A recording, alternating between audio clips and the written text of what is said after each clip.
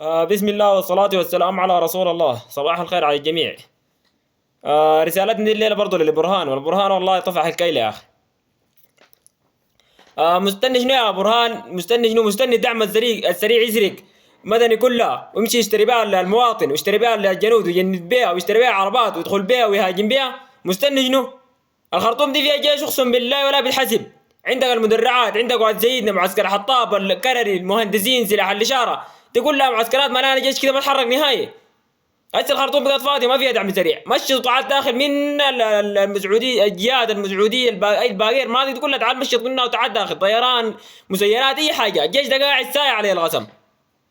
خليه يهاجم فيك الجيش ده يا اخي، ماسك الجيش ده قدي. خليه يخش المدني دي، خلي الطيران ده يدوق بس.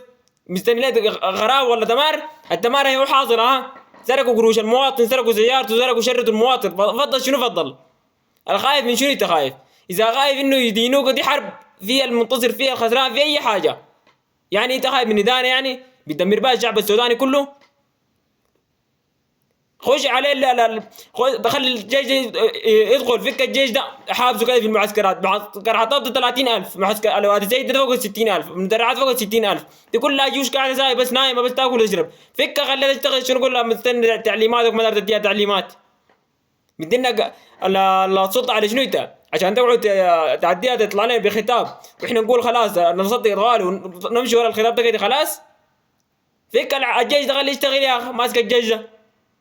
احنا قسما بالله احنا معايا الجيش، اقسم بالله ثاني ما لك مكان في السودان، وما بنعرف حاجه زي برهان. حدنا معاك الحرب دي واحنا ما في يدنا حاجه نعملها ولا اي حاجه عشان نقول انه لا نقدر نغيلك بها ولا اي حاجه، لكن حنشيلك وحتنشال والمواطن كله حيشيلك، والمواطن بقى يزهق منك وكرهانك كله. ما دارين بحاجه زي برهان والله جن احمر. خلاص احنا كرهنا حاجه زي برهان. انت بكره تفك السلطه دي بيجي بعدك 1000 واحد يمسك السلطه دي. الجيش ده ملان رجال، اقسم بالله فيه رجال. ذنب شنو الناس اللي ماتوا بذنبك؟ ذنب شنو الزول الطحى بذنبك؟ واحد الولد مستني ابوه يرجع يمشي يستشهد عشانك. ده حبك للوطن كذي. واحد يفقد ابوه وواحد يفقد اخوه، ده حبك للوطن كذي. الناس تشرد بسببك، الناس تفقد اموال، الناس تفقد سيارات، ده حبك للوطن كذي. فك الجيش ده البرهان احسن لك والله. خليه يشتغل. مدني انتهت نهاية خلاص، سرقوه انتهوا منها، حرقوا البنك وحرقوا اي حاجة. مستني شنو اكتر من كده؟ بيكوا يشتروا الناس بالقروش عشان يحرضون ضد الجيش. مستني الناس كلها تقلب ضد الجيش يعني؟ مستنيين يقلبوا ضد الجيش يعني؟ اذا بتتكلم عن الجزيرة، الجزيرة دي سياسة ما خانت. اغلب المواطنين خان الوطن. خش بيد الجميع ما عليك يا زول. ما ممكن تستنى الناس لما تنتهي والناس تجي وتموت بسببك انت. في ناس ابرياء زي شنو؟ فك الجيش ده البرهان احسن لك والله. رسالتنا ان شاء الله تصل للبرهان، وان شاء الله الجيش يتحرك بس. لكن بالطريقه دي الوضع اقسم بالله ماشي في اسوء في اسوء. احنا ما نقعد نطمن فيهم كل مره والبرهان قاعد مكتف يده وما يعمل حاجه.